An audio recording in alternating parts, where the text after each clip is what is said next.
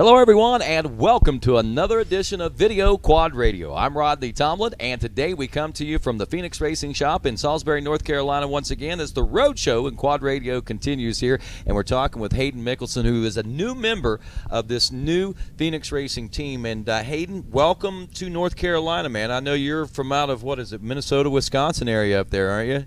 Yeah, I'm from Minnesota. So it's a little bit of a climate change, a little bit of a geographic change for you, but you are now calling North Carolina home from what I understand, huh?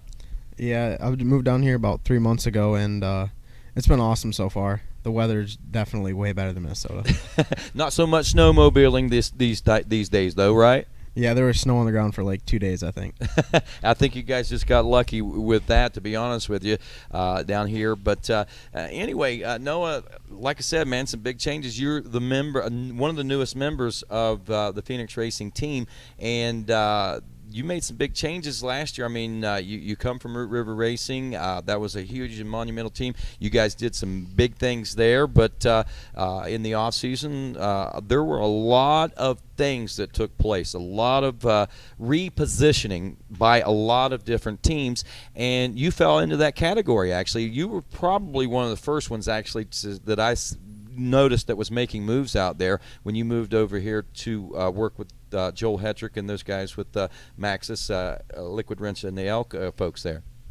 Yeah, right at during Loretta's, I figured out that I wasn't going to be on Root River anymore, and then David came over to me and asked me if I wanted to ride for him, and I was super happy about that. And right after Loretta's, I flew down here and test rode a bike for a couple days, and then we went to Soaring Eagle, and I won the first Moto and Pro Am there.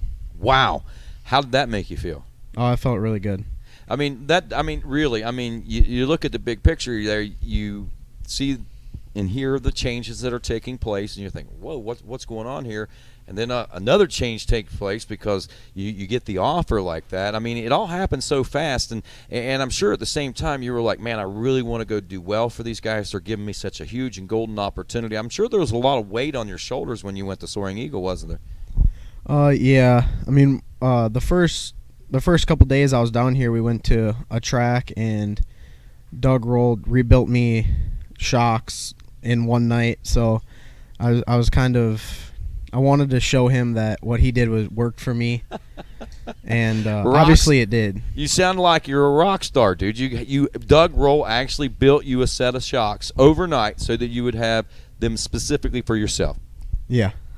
Yeah, it was That's nice. saying a lot, man. That's saying a whole lot. Well, how does that make you feel? It was pretty awesome. I've never had anything like that before. Like with the river, there were so many people that you didn't get that kind of attention, and it made you feel like special here. I'm sure it did. I mean, that especially having Doug Roll do it, man. I mean, that's the man. Yeah. So obviously, you built the shocks. You did well there, and let's talk about since Soaring Eagle. What's been going on since then? Then after Soaring Eagle, me and my dad moved down here, got a house, and just now we built a track, so it'll be nice to ride that a bunch. But before that, I went to Pro Challenge, and I ended up second there in Pro Am on that new bike, and it just felt really good. There was a lot of fast kids there too. We had like Parker Wawerka, Sam Rowe, Nick Mosier, so it wasn't just an easy second place. No, I'm sure it wasn't. Let's talk a little about the classes that you're going to be facing this year. You've already dabbled in it a little bit, and you've raced with a few of those guys. So you mentioned a few of the names right there right off the bat. Those are going to be some of the guys that you're probably going to have to contend with in Pro-Am, right?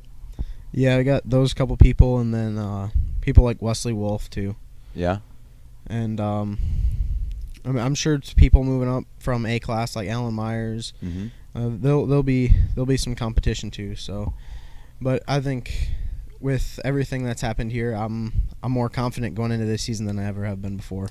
And I imagine there's a lot of different reasons why. I mean, we've talked with the other some other team members and stuff. I mean, this race shop is exactly that. I mean, it's not just a garage in somebody's backyard where you got a few race bikes put back there and you call that's my race shop back there. This is a full-on business here. I mean, this has got apartments, it's got game rooms, it's got training rooms, you got a practice track and facility. I mean, this is pretty big stuff, man. I mean, in your mindset, what does it feel like right now when you think about it from that aspect? What does it feel like? I mean, it feels unreal, honestly. Everything I need is right here, Exactly. Like, I want to go ride. There's a track, it's 10 miles down the road. We got the workout room here. The mechanics are always here working on the bikes and building them. It's everything. How is that going to translate for you next year, going against that competition that is so tough? I'll be at an advantage because, I mean, I have everything that I need to succeed, and there's no reason that I can't succeed. Obviously. And you are confident, right? Oh, for sure. And rightfully so. Not only do you have great backing, but you've also you got great talent. But as important, I think you probably have been inspired to work even harder, I would imagine, huh? Yeah, I want to prove it to David that he made the right choice with me. And how do you think you're going to do that? Does he expect you to go out and win every race? You think that's what he's wanting out of you? Oh, yeah, we got a deal in Pro Am. I'm going to go out and win the Pro Am championship, and he's going to buy me a new car. So. Wow. What kind of car are you going to get? Camaro. So that's some great incentive, man. I mean, that's really great incentive. I mean, you already wanted to win, but now how bad do you want to win? Yeah, it's just like seeing all the Camaros that he's gotten here, and then when I'm working out and I see him, it just pushes even more. Wow, I can't wait. If you do, I hope that he brings you and drives a Camaro onto the podium or right next to the podium, hands you the keys. I think that would be the most awesome thing at Loretta Lynn's, wouldn't it? Yeah, that would be awesome. That's awesome. So, looking at the upcoming season, we're a lot of the same tracks. So I think we're pretty familiar with a lot of the tracks that we're going to be racing. You're familiar with a lot of the competition. What do you think is going to be your strong points this year? I like the real rough tracks like Walnut, Redbud, Texas got really rough. I like those kind of tracks. I don't know, they just fit my style more. Do you have that kind of track here that you practice on a lot? Down in South Carolina at Motivated, that track's really similar to those tracks, real rough, sandy.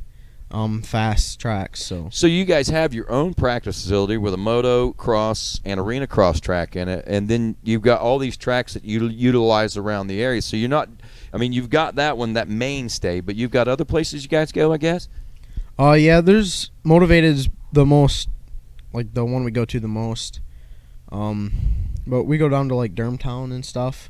Down there, it's not too far away. It's a lot nicer than when I was in Minnesota and we couldn't ride at all during the winter unless we went down to Texas. But I mean that's something that's different for me this year too, right, is having all these different tracks I can ride at, not just staying at one track over the winter. And what does it feel like to actually be able to train at the level you're training at heading into the season? Does it feel different? Yeah, just because I got like Joel here with me.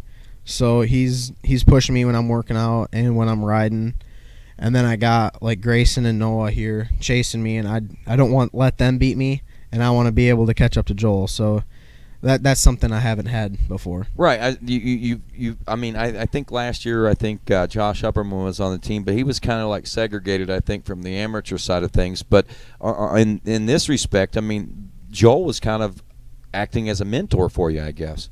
Yeah, for sure. Like last night when we were working out, he was just there pushing me the whole time, and that's nothing I've never had before, and it killed me. But it's gonna be better in the long run. So, what kind of things have you and Joel been doing together so far? I mean, do you guys lift together all the time, run together, cycle together? I've only been with him for a couple days now, but we've pretty much done everything together. Well, that's right. He did just make his way into town, but you think he's got a plan for you? Oh, I think so. Do you see it in his eye? Yeah. Does he look like he could be ruthless to you? Yeah, he showed that last night. Did he? Yeah. But at the same time, I think he's going to show you even more success, don't you? Oh yeah, definitely. I think so as well. But okay, so you've got the players that you're going to be going against. You got a brand new car if you win the Pro Am championship, and all around. I mean, other than those types of things, anything else that sticks out about this season coming up? Just having last year under my belt now. The beginning of the year last year, I kind of struggled. And towards the end of the year, I started to pick up my pace and show that I'm able to run up front. And just knowing that in my head, I feel a lot more confident coming in. And with all this new stuff too, I feel more confident. Awesome, man. Any shout-outs, any thanks or anything that you want to say? I got a big thanks to David Eller. And without him, I probably wouldn't be racing this year. So it's awesome. It is. I can imagine how it feels to you, man. I mean, from one, I guess, emotion to another emotion in just a matter of a little bit for you, man. I mean, you went from one end of the spectrum to the other, and I think you're going to the tops of the ranks as well, man. So I'm looking forward to what this and the following years have to offer for you. Thank you. All righty. That's Haedyn Mickelson. I'm Rodney Tomlin. This is the new Video Quad Radio.